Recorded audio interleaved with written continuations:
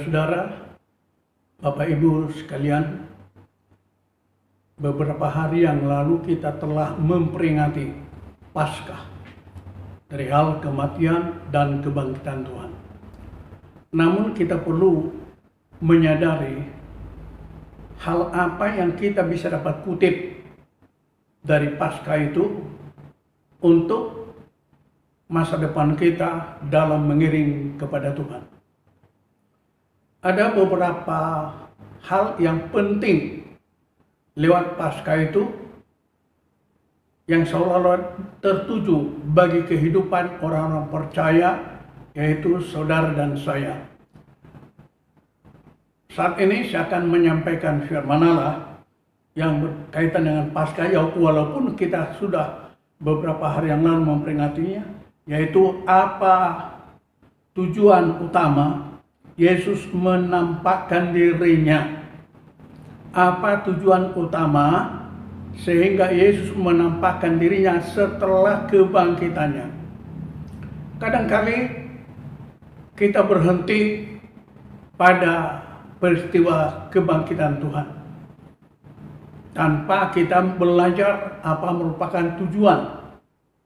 Kalau kita perhatikan dalam firman Allah, yaitu di dalam Injil Markus pasal 16 ayat 9-11, Maria Magdalena memberitahukan kepada mereka yang pernah mengikuti dia dan sedang berkabung dan menangis, tetapi mereka tidak percaya. Saudara, coba kita renungkan. Yesus sudah bangkit dari kematian. Tetapi Maryam yang pertama-tama bertemu dengan Yesus yang sudah bangkit itu segera menemui murid-murid lainnya, wanita-wanita yang pernah mengikuti Yesus. Tapi ternyata setelah Maria Magdalena menjelaskan tentang kebenaran kebangkitan itu, justru mereka tidak percaya. Alkitab mencatat ketika Maria Magdalena bertemu dengan mereka, mereka sedang berkabung. Berkabung berarti suasana kematian. Dan mereka dikatakan menangis. Berarti mereka terharu karena kehilangan guru mereka itu Yesus. Tapi pada kenyataannya itu hanya merupakan formalitas, kepura-puraan. Sebab ternyata berita kebangkitan Yesus mereka tidak percaya. Saudara, gereja Tuhan sedang terancam hari-hari ini. Apakah kita percaya akan kedahsyatan Tuhan? Apakah kita percaya tentang pesan-pesan Tuhan? Dia akan datang kali yang kedua, melihat kondisi dunia yang sedang menderita oleh karena keadaan virus corona yang sifatnya mendunia, bukan hanya di Indonesia.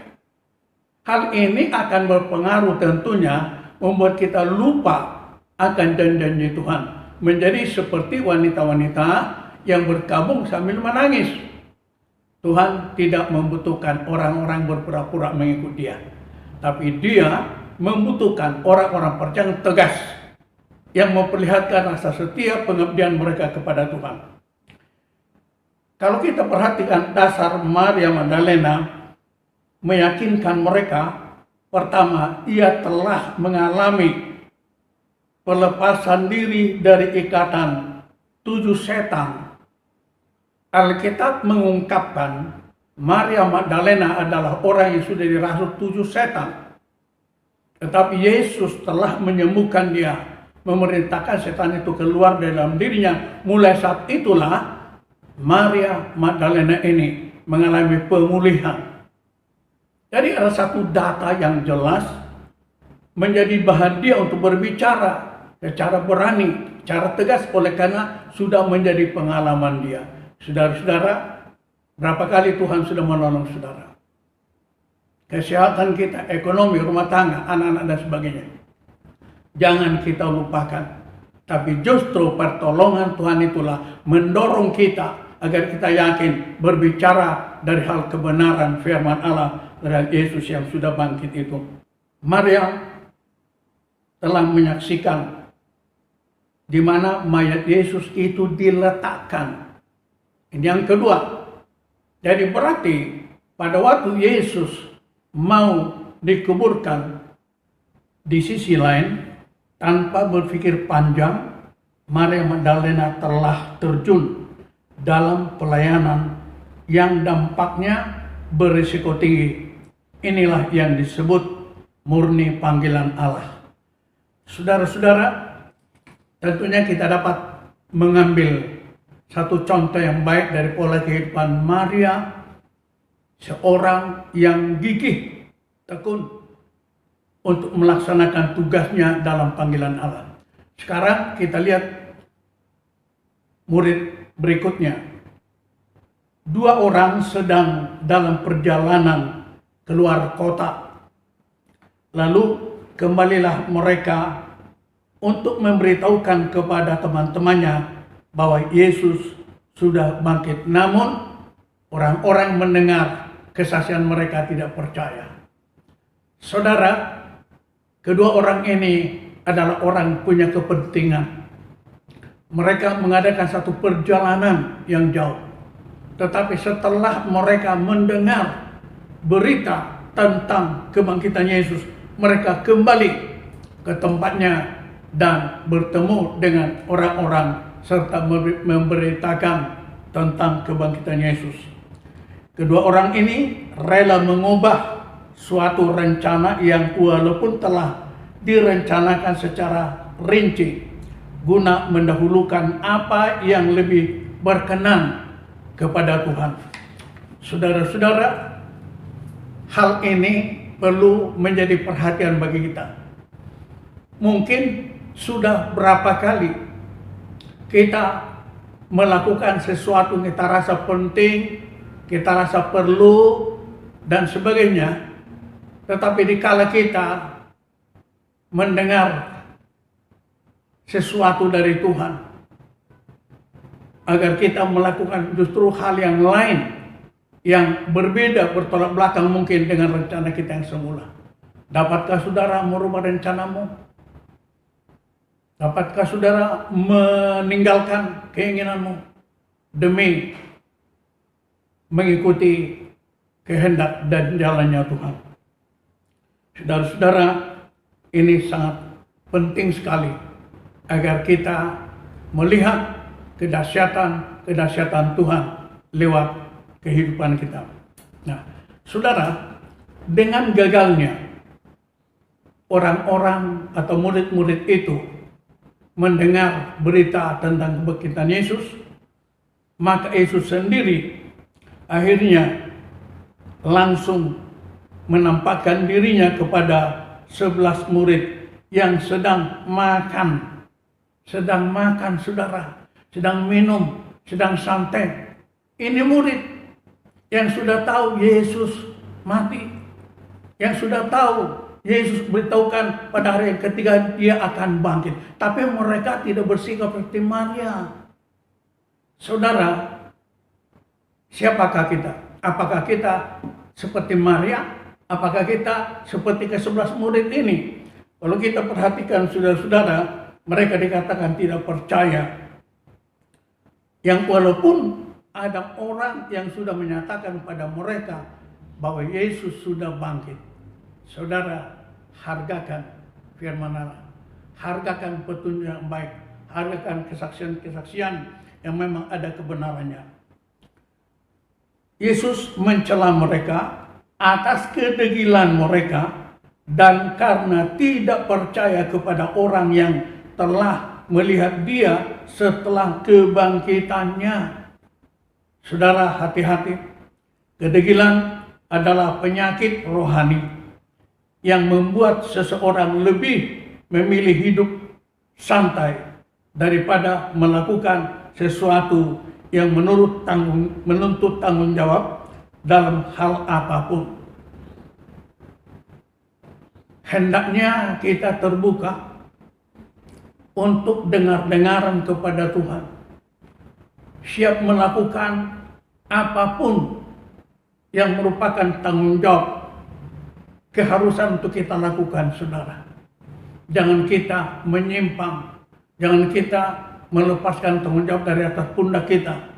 Karena untuk itulah kita sebagai orang percaya harus menunjukkan rasa setia kita. Jangan ada kedegilan, jangan ada kemunafikan, sebab itu nanti akan menjadi satu bumerang bagi hidup kita, saudara. Hati-hatilah terhadap pola hidup seperti ini. Karena apabila ia sadar, kelak akan terjadi suatu penyesalan berkepanjangan. Hati-hati. Penyesalan yang berkepanjangan, tidak ada jaminan keselamatan untuk orang itu. Alkitab berkata, Yesus datang dengan tiba-tiba. Jadi olehnya kita perlu mempersiapkan diri agar kita menjadi orang percaya seperti Maria. Kapan Tuhan datang, kita siap untuk menyambut Dia. Kalau kita perhatikan dalam Injil Markus lainnya 16 ayat 15 sampai 16, pergilah kamu, beritakanlah Injil kepada segala makhluk. Injil diberitakan kepada segala makhluk. Makhluk di situ bukan binatang, bukan makhluk yang bergerak, tetapi yang dimaksud itu adalah manusia yang belum memberi hatinya kepada Tuhan, yang belum mengiring Tuhan, belum percaya kepada Tuhan. Inilah yang dikatakan makhluk. Injil itu harus diberitakan kepada mereka yang percaya, dibaptis, dan akan diselamatkan. Jadi kalau ada yang belum percaya, belum dengar Injil, mari kita beritakan Injil kepada mereka, agar mereka percaya dan mereka dibaptis air. Karena baptisan itu adalah merupakan satu ikrar percaya kita kepada Tuhan, merupakan satu perjanjian. Tetapi yang tidak percaya akan dihukum. Sekarang kita pilih mana? Khusus saudara-saudara yang belum dibaptiskan. Firman Allah katakan, berilah dirimu dibaptis. Jangan ikut-ikutan. Jangan karena rasa takut, ketinggalan dari orang lain, tapi dari hati. Sebab itu menentukan jaminan keselamatan saudara dan saya. Berarti yang menjadi fokus Yesus berkali-kali menampakkan diri, menunjukkan betapa sangat pentingnya seorang dibaptiskan menjadi jalan keselamatan baginya. Sekaligus satu ikrar janji setia kepada Tuhan. Kiranya